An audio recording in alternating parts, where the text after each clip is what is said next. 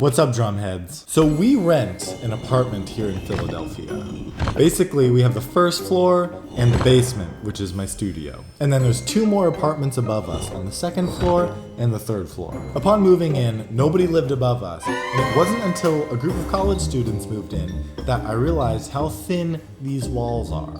I can hear their every footstep, conversation, and every time they drop something, which for some reason is an absurd amount of times. And because of this, I've honestly refrained from playing the drums because it's just so damn loud. So my wife, being a doctor, she needs her beauty sleep, right? And these guys, they just don't give a fuck. Like, they'll do laundry at 3 a.m. and we just hear that shit going right above our bedroom. So we've politely asked them a few times if they could just be mindful, and they apologized and then continued to be loud. Finally, after asking them one last time, we found a note on our door, basically saying, "You moved into an apartment in the city. You're going to have loud neighbors. Deal with it or move to the suburbs." You moved into an apartment in the city. You're gonna have loud neighbors. Deal with it. Deal with it. Deal with it.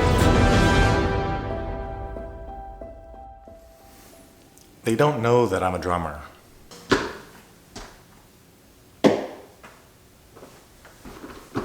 They will now.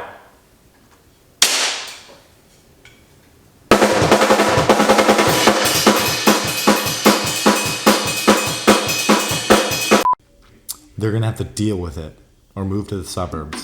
So one of the first things I built when moving here were these sound panels. And I kind of just wanted to share the process of how I built it because sound panels are expensive and I don't know how well those foam things work. But I basically wanted something that looked a little professional and just absorbed a bit of the sound in the basement here.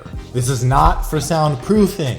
This is basically absorbing the sound from bouncing off the walls in here. We don't care about soundproofing anymore.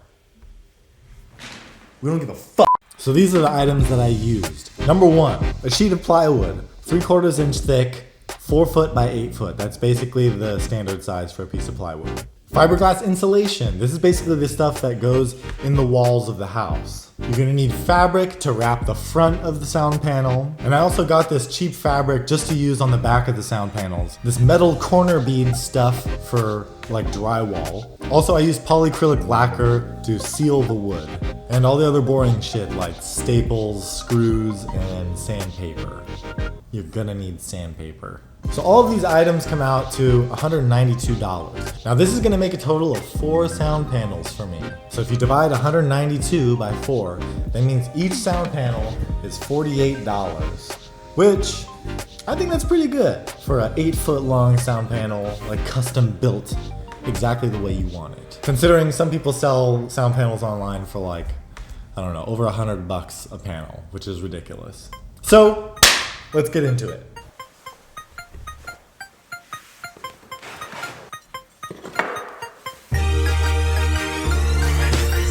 So I started by cutting the plywood into 3-inch strips. Now a normal piece of plywood comes 4 foot by 8 foot sheet. Now if you divide 48 by 3, that's 16. So you should technically get 16 strips of wood.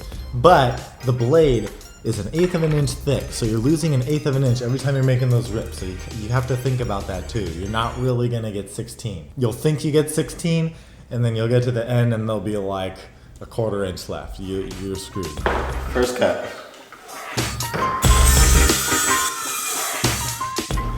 Blades in backwards. You're an idiot.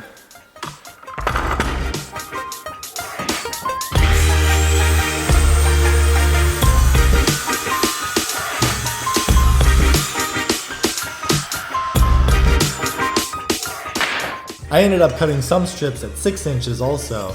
That way I could make like a little shelf thing and put my YouTube plaque on it, you know? So once you have all these 8-foot long strips, then you can decide how tall you want your sound panels to be. And because this insulation is 15 inches wide, I decided to make 2 panels 15 inches tall and the bottom two panels at 22.5 inches tall, which is basically 15 plus 7.5, which is half of 15. That way I could rip one of the insulation pieces in half and stick it in there.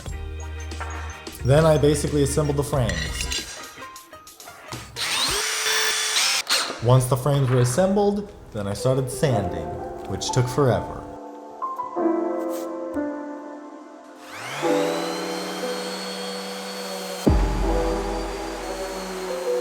So I just heard people come in upstairs, and apparently they're showing the house upstairs. I didn't know this, but no one lives up there. The walls are paper thin, and you can hear so much. So I was thinking, I probably shouldn't be sanding right now while they're trying to like show the place upstairs. But then again, I thought, one, it's your fault for making these walls so damn thin, and two, do I really want someone to move in up there?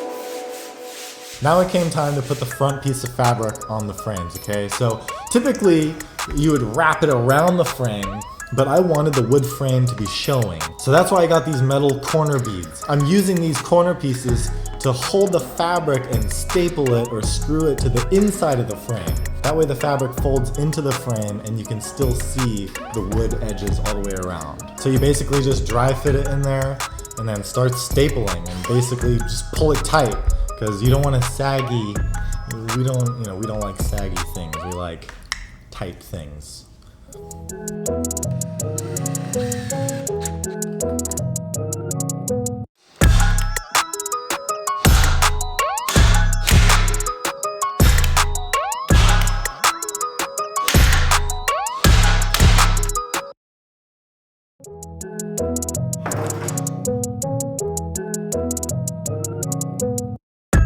So now with the spare wood that I had, I cut what's called cleats. And I learned how to do this from working in the wood shop. We would do this when hanging like kitchen cabinets. If you want to hang something really heavy, this is a very sturdy way to do it. So I basically made a bunch of cuts on the side of the wood about like 8 inches apart, and then ripped it all the way down at a 45-degree angle.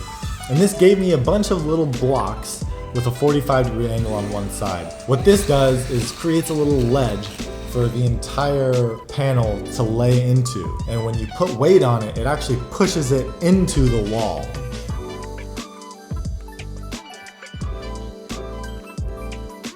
So you basically screw one of the wedges to the wall with the 45-degree facing up.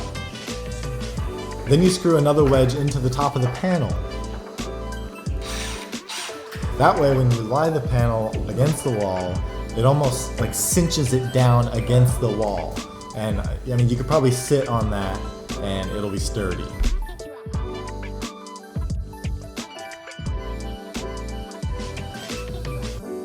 So next I filled the frames through the backside with the insulation.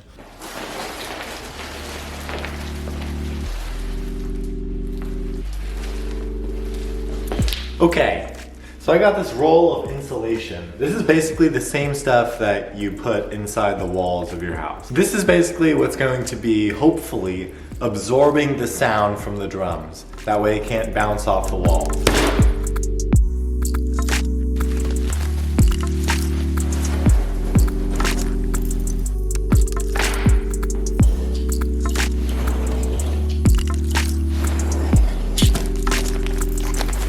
Yeah, I know this isn't the most like sound blocking material, but it was pretty cheap. So that's why I'm doing this. I'm not made of money.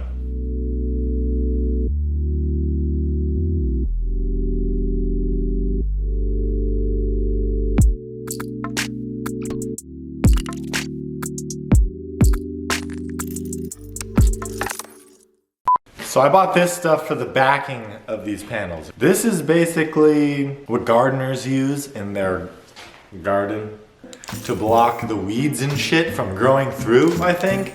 I don't know, I found this at Lowe's and I just needed some kind of fabric material that was cheap, that would just kind of make this look complete. So that's what this is.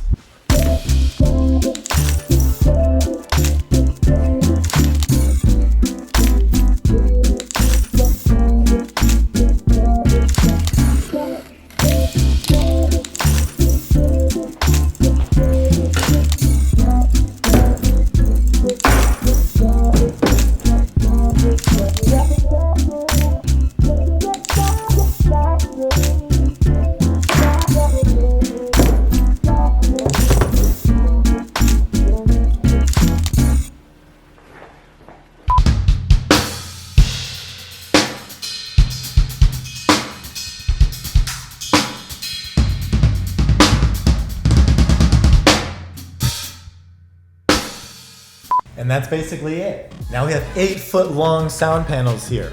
I don't really know if they do much, but I think they help. They definitely help, because it was like an echo chamber in here, and now it's like, I mean, it's still pretty bad, but it's better. I might make more and put them all around the room. I want to make like a cloud thing above my drum set with like a light in the middle and then like panels around the light. I'm definitely gonna do that. If anybody watching this video has any other tips or tricks, then please let me know, put it in the comments. Maybe things that you've done to sound treat your rooms. I've heard of people putting like egg cartons on I've done that before. I put egg cartons on the ceilings. Or even like sound blankets, moving blankets. I've heard of people using those too. I know those work pretty well. But yeah, I still have a lot of work to do in this room. It's pretty freaking big. Get out of here, damn fly. Yeah, that's basically it. Thanks for watching the video, guys.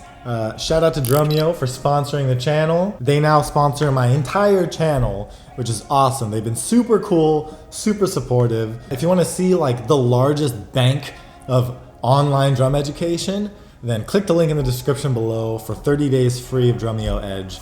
There are so many videos on there. You can watch live streams from people like Matt McGuire, Larna Lewis, Sarah Thawer, freaking amazing drummers. Amazing drummers.